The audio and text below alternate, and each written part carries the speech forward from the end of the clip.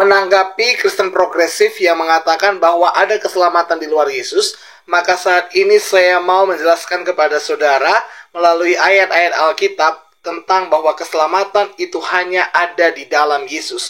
Kita mulai dari Roma 3 ayat 23, dikatakan, karena semua orang telah berbuat dosa dan telah kehilangan kemuliaan Allah. Semua manusia telah jatuh ke dalam dosa. Tidak ada lagi manusia yang tidak berdosa. Bahkan bayi yang baru lahir pun dia telah berdosa karena dia mewariskan dosa dari leluhurnya. Dari mulai Adam sampai kepada dia telah jatuh ke dalam dosa. Lalu Roma 6 ayat 23 mengatakan, sebab upah dosa ialah maut, tetapi karunia Allah ialah hidup yang kekal dalam Kristus Yesus Tuhan kita. Semua orang telah berdosa dan upah dosa ialah maut. Itu artinya semua orang akan masuk ke neraka. Semua orang akan mengalami kematian, baik kematian secara fisik, kematian terpisah dengan Tuhan, maupun kematian kekal di neraka. Tetapi Tuhan mengasihi manusia. Tuhan mau kita memiliki hidup yang kekal dalam Kristus Yesus. Tapi sebelum itu, bagaimana dengan perbuatan baik kita? Yesaya 64 ayat 6. Demikianlah kami sekalian, seperti seorang najis, dan segala kesalehan kami seperti kain kotor. Kami sekalian menjadi layu seperti daun, dan kami lenyap oleh kejahatan kami. Seperti daun dilenyapkan oleh angin. Kesalehan kita, kebaikan kita, kekudusan kita, itu adalah seperti kain kotor di hadapan Tuhan. Tidak ada gunanya. Kebaikanmu tidak akan bisa membawa engkau ke sorga. Kenapa? Karena engkau tidak punya hubungan dengan pemilik sorga. Orang baik masuk rumah saya pun belum tentu bisa. Ketika ada orang datang ke rumah saya dan mengatakan, Willy, saya kenal kamu dari TikTok, dan saya ini orang baik, bolehkah saya masuk ke rumahmu? Maka langkah pertama yang harus saya tanyakan, kamu siapa? Jadi kalau masuk rumah Willy pun orang baik nggak bisa, apalagi masuk sorga.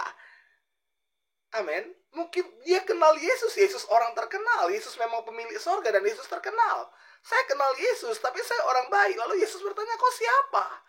Itu makanya hanya orang yang dikenal Yesuslah yang bisa masuk sorga, yang punya hubungan pribadi dengan Yesus, yaitu yang percaya kepada Yesus. Amin. Nah, Yohanes 3 ayat 16 mengatakan, karena begitu besar kasih Allah akan dunia ini, sehingga ia telah mengaruniakan anaknya yang tunggal, supaya setiap orang yang percaya kepada-Nya tidak binasa, melainkan beroleh hidup yang kekal. Supaya setiap orang yang percaya, bukan yang beragama Kristen, bukan yang masuk gereja, tetapi siapa yang percaya kepada Yesus, dia yang akan diselamatkan. Amin. Yohanes 14 ayat 6 berkata, kata Yesus kepadanya, akulah jalan dan kebenaran dan hidup. Tidak ada seorang pun yang datang kepada Bapa kalau tidak melalui aku. Ada yang mengatakan, wah kan jalan ke Roma itu banyak, sama seperti jalan ke sorga. Jalan ke sorga itu banyak. Enggak, itu kan ke Roma. Sama halnya, kalau ke Monas banyak jalannya kan? Ke Lapangan Merdeka banyak jalannya kan? Tetapi kalau ke sorga cuma satu jalannya, yaitu Yesus jalannya. Karena hanya dia yang berani mengatakan demikian. Tidak ada nabi manapun, tidak ada pendiri agama manapun, tidak ada pemuka agama manapun yang berani mengatakan aku jalan ke sorga.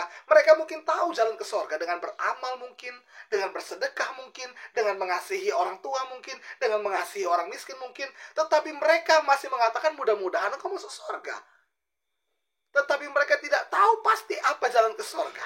Dan Yesus mengatakan, akulah jalannya. Dia yang klaim dirinya, aku jalan menuju Bapa. Tidak ada satu orang pun yang bisa sampai kepada Bapa kalau tidak melalui aku. Nah kemudian, apa yang harus kita lakukan supaya kita bisa mendapatkan sorga, supaya kita dapat diselamatkan? Dalam Roma 10 ayat 9 dikatakan, sebab jika kamu mengaku dengan mulutmu bahwa Yesus adalah Tuhan, dan percaya dalam hatimu bahwa Allah telah membangkitkan dia dari antara orang mati, maka kamu akan diselamatkan. Jadi kuncinya adalah mengaku dengan mulut, percaya dalam hati, engkau akan diselamatkan. Kekristenan tidak menyelamatkan. Masuk gereja tidak menyelamatkan. Bahkan keselamatan memang bukan hanya ada di dalam gereja. Keselamatan bukan hanya milik orang Kristen. Agama apapun dia, kalau dia percaya kepada Yesus, maka dia pasti diselamatkan. Efesus 2 ayat 8-10. Sebab karena kasih karunia, kamu diselamatkan oleh iman. Itu bukan hasil usahamu, tetapi pemberian Allah. Itu bukan hasil pekerjaanmu. Jangan ada orang yang memegahkan diri.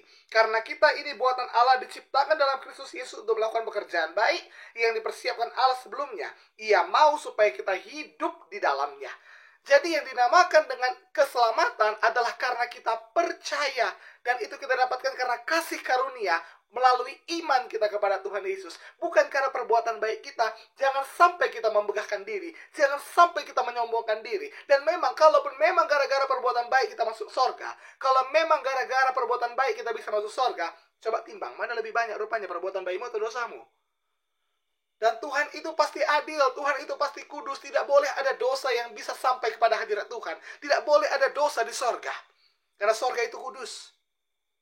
Itu sebabnya Tuhan melakukan penebusan, yaitu melalui darah Yesus yang tertumpah 2000 tahun yang lalu di atas kayu salib, supaya siapa yang percaya kepadanya dapat diselamatkan. Lalu kemudian ada yang mengatakan, oh itu kan kata Alkitab, Alkitab itu kan hanya buku sejarah.